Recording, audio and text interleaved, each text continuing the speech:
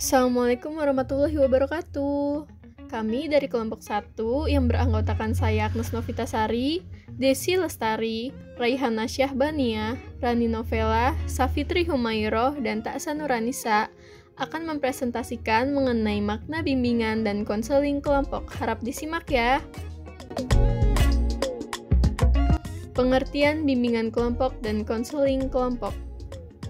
Seperti yang sudah kita ketahui, bimbingan adalah proses pemberian bantuan kepada individu atau sekelompok individu yang bertujuan untuk memahami dan mengembangkan potensi diri sendiri juga lingkungannya.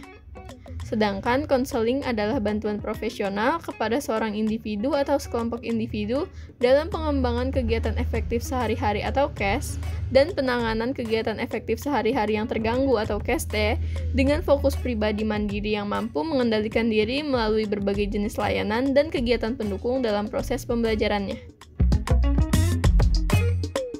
Menurut Romla 1989, bimbingan kelompok didefinisikan sebagai proses pemberian bantuan yang diberikan secara kelompok.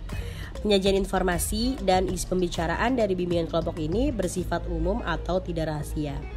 Suasana dalam bimbingan kelompok multi-arah, mendalam dengan melibatkan aspek kognitif bersifat pencegahan.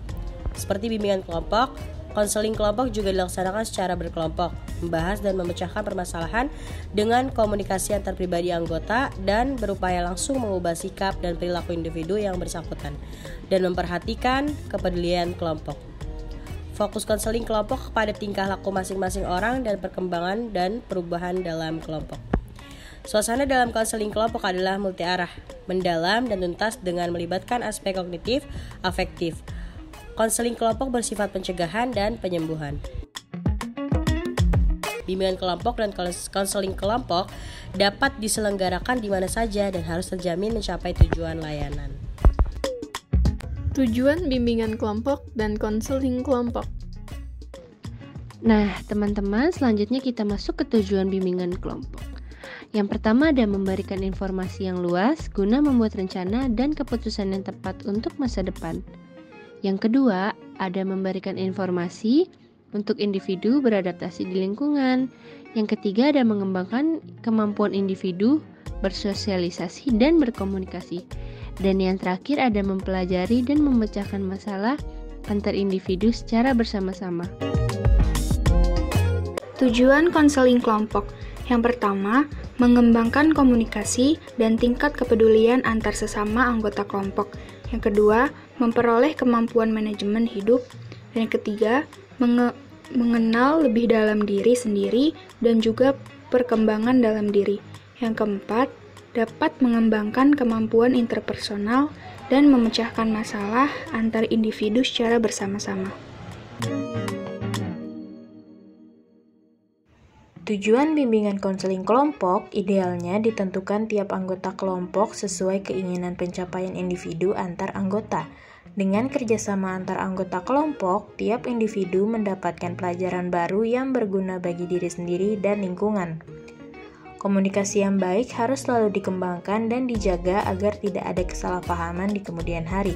Dengan bimbingan konseling kelompok ini, diharapkan individu dapat mengontrol diri dan menjadi pribadi mandiri, bertanggung jawab, juga memiliki jiwa sosialisasi yang efektif. Fungsi bimbingan kelompok dan konseling kelompok.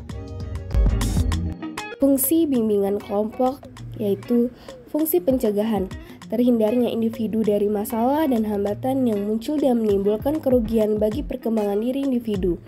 Fungsi pemeliharaan dan perkembangan, mengembangkan dan memelihara potensi dan kondisi positif individu dalam rangka perkembangan diri secara mantap untuk tahap selanjutnya.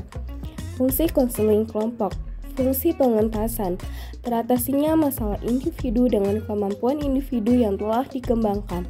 Keputusan yang diambil individu bukan paksaan dari orang lain, melainkan dari diri individu sendiri.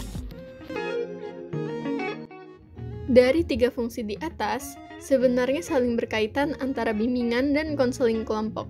3 fungsi tersebut dapat dijalankan dengan penopangnya, yaitu fungsi pemahaman.